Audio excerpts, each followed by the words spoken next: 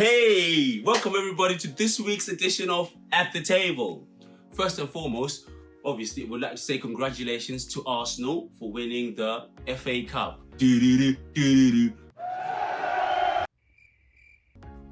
And if anybody watched this was quite a match. A lot happened, a lot of goals. Well, a lot of sad people as well. So to my fellow Chelsea fans, commiserations. And there's always next time. Before the season starts, it's gonna be another final. So hey, let's go on with this. So first and foremost, again, winning. We'll start off with winning this week, winning. The reason why I chose this topic is because I thought, what is winning? What is winning? Do you know, like when we're like at school or at work and you achieve something, and this in all sense is called winning, isn't it? It's winning. It's a win. It's either you win or you lose. That's how I personally grew up. Most people out there will probably relate to me, and some in different ways. It was very competitive. Going to school, anything you did, very competitive. Sports-wise, school-wise, anything, it's very competitive. Now, what are your views on winning? Some people say winning is basically you implementing yourself, and then the reward you get for putting all that effort, that hard work into it, the end result is win. First place. I understand nowadays in school, they teach the fact that it does not matter if you win or not. That's what they teach anyway. It does not matter if you win or not. But what's important is the fact that you participate, you put your efforts into it. Well, one would argue that, well, how are you gonna get the best out of someone? Or how are they gonna see their potential, or how good they really are if they're not gonna put a lot of effort? What's gonna motivate them? What motivates you to win? What's gonna give them that drive? Because I know for a fact that when some people get a drive from having competition, having someone who competes with them, because that brings the better side of them. But then that's why it's a bit of a funny one, really, because if it doesn't matter winning, so then why are you doing it? What's the end result? If we're all gonna come in all at number one, then where's the excitement? Why are we even doing it? What are we trying to get out of it? Is it important to win? How important is it to win for you? I mean, me personally, I don't mind. I'm not really bothered. And do you think that winning is an ideology that's been placed in us or put on us to make us think in a certain way? Who said if you win, you come number one? Who said that? That if you win, you come number one? Why couldn't they say if you win, you can come number...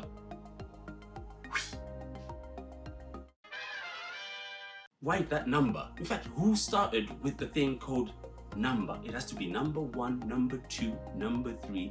Are these things that were put there to help us conform to how society functions?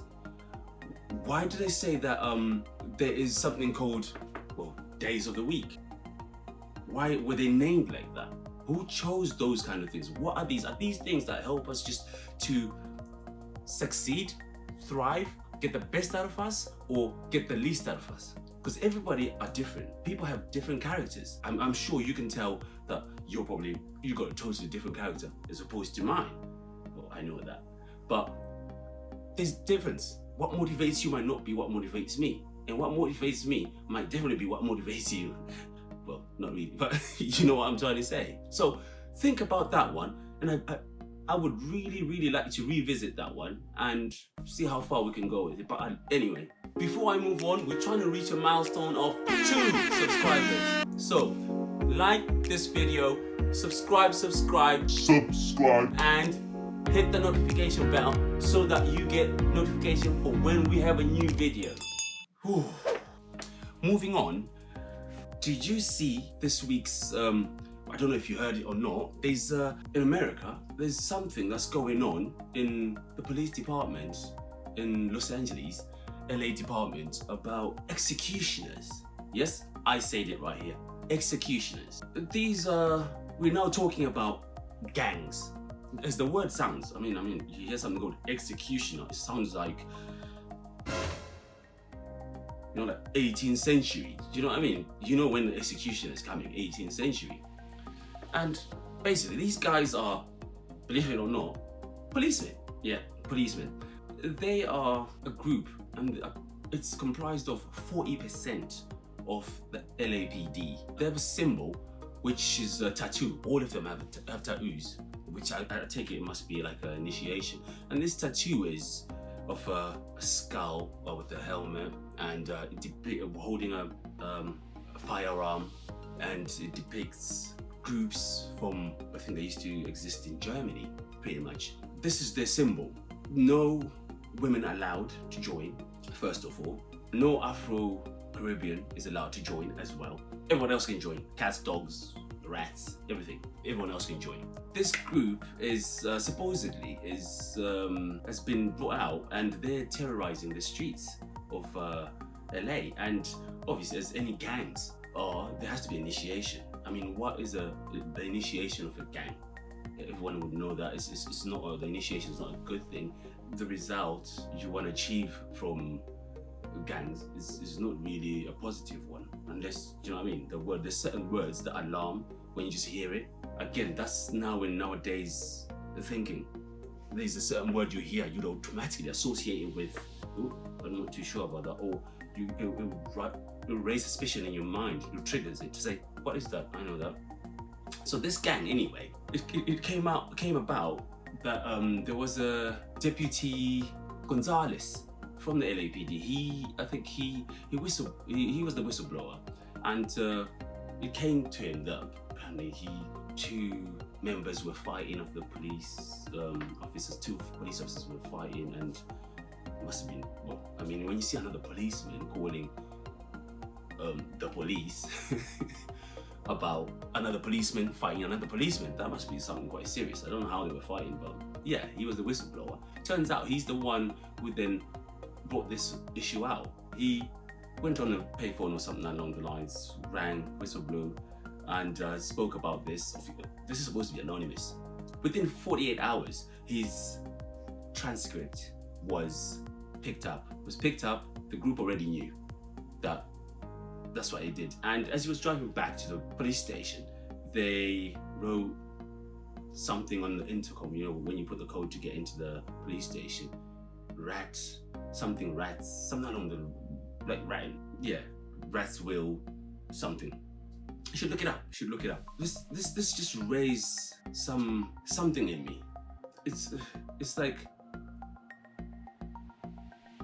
it raised that in me, you know what I mean? It raised an alarm in me. If the police are out there to fight gangs, why are they turning into a gang themselves? Do you need a gang to fight a gang? So after you have a gang that's there, that exists to fight a bad gang, so we say a good gang to fight a bad gang. If the good gang gets rid of the bad gang, is there still a gang left? But yet the sole aim is to get rid of gangs. And that brings the bigger question. Do humans need to be in a gang? Do they need to be in a gang to coexist? I don't know about you, but there's a lot happening right now, especially these times. This is all kind of like mixing it all, it's all coming out. It's all like, there's like, I mean, like we said last week, well, past couple of weeks, we've got all of these movements moving out. Isn't that a movement on its own? Why is it all of these things are coming out and people get to discover all of these things? Is it because when people actually take time to sit without seeing a lot of obstacles, distractions, left, right, this, that, you actually get to see exactly what is taking place anywhere and everywhere. You actually find the time. Maybe, to be fair, we probably already had the time anyway. We just chose to drift with what society will be giving us to obstruct us, or maybe not give us enough time to see all of these things happening right next to us. And I believe, well, that there's something brewing there. There's something definitely brewing. When I saw this, I think it was on one of the American channels. I can't remember what it was. I think it was actually ABC 7. ABC 7. Look it up. Saying that, I just thought of something. Again, this week, I don't know if anybody was watching. Trump Trump. This week, again, everything is today leading towards America. Trump, he is, what can we say? You can never stop getting amused or getting surprised by Trump. I mean, I don't even understand why people were so confused why Kanye went to congratulate Trump.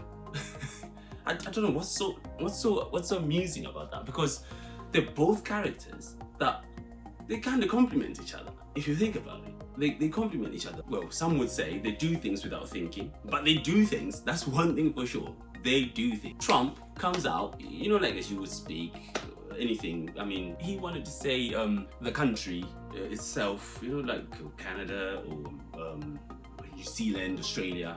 So Trump wanted to say Thailand. So it turns out Trump goes Thailand. I mean, for a president, Thailand. I mean, I've had a few thighs in my life myself. I mean, from KFC and everything. But this is a president, yeah? He calls it Thailand. I don't know if he said it meaning it or it was actually a genuine mistake. But it could just be him just pronouncing. I mean, he could be from another country and he doesn't necessarily have to say Thailand. He can say Thailand. That just caught my attention and I was just all in laughter. Now, turns out we in the UK are, well, might be heading towards a second lockdown. If there's going to be a second wave of, well, we might as well call it Plus. And like iPhone 6 and then iPhone 6 Plus, the second one. They're saying pubs might be closed again. I know. What happened? Drunk lives matter, right? They're saying pubs might be closed. What they're gonna do is they're gonna open up schools. It's more important. Well, I think, to be fair, that's really good. That's actually a sensible thing. Yeah, I mean, if you don't take care of yourself, it's like we've got a government, they make decisions. Right now, it's not about if they make the right decisions or not. It's just about how to deal with the situation and help each other. So, saying that, I was just listening to the radio and there's a lady who came out, landlady. After the news, she was not happy. She was not happy that she heard that news that they're going to shut if the second wave comes, they're going to shut the pubs. She wasn't happy. She kind of got my attention. I was like, why aren't you happy? Is pubs more important than lives? Mm-hmm. What's more important? Because I know when they placed the pubs, the whole system and opened it, come on, let's be honest. Once we start drinking and you're in the pub, some people follow the rules. And I've been to certain pubs where you're following, it's a one-way system, and after, 4 drinks in there, the one-way system ends up looking like this. I mean, that just says a lot, doesn't it, in itself? Social distancing, everything, out the window. Let's be fair, out the window. It's not right, but it's the truth. It's so easy to forget. If you noticed, only 4 months ago, 4 months. It's not even half a year or a year. Only 4 months ago, everybody was devastated. They didn't know what was going on. It was like, oh my God, it's the end of life, this, that. And you'd expect that to sit and sink in people's mind for a little while whilst they're going through it. And so it surprised me that the landlady was quite upset. I'm thinking, it's very odd, man. Again, that's people's views, which is honest. But me personally, I think it's because you gotta save lives. Let's be honest. Save lives first, go to the pub later. And quick to forget when it comes to everything's open. The moment they open a few things, people are forgetting. They're forgetting social distancing, they're not even wearing their masks. Again, they're not wearing their masks because they feel like it's gone now. It's gone away. It doesn't exist. How good are you yourself? Yes, you. How good are you yourself with remembering things that, hang on, I just come from this? Is it the shock in people that makes them forget, or is it them wanting to forget when certain things happen that affect them in life? Is it because they want to, or is it because it's just naturally in the human instinct to say, I really don't want to think about that, I don't want to remember that? I know that every single thing matters, even in your life. And that's why we are here at the table. So don't forget to like, subscribe, hit the notification bell so that you get notification next time we put up a video. Yeah? We love you. Peace and out.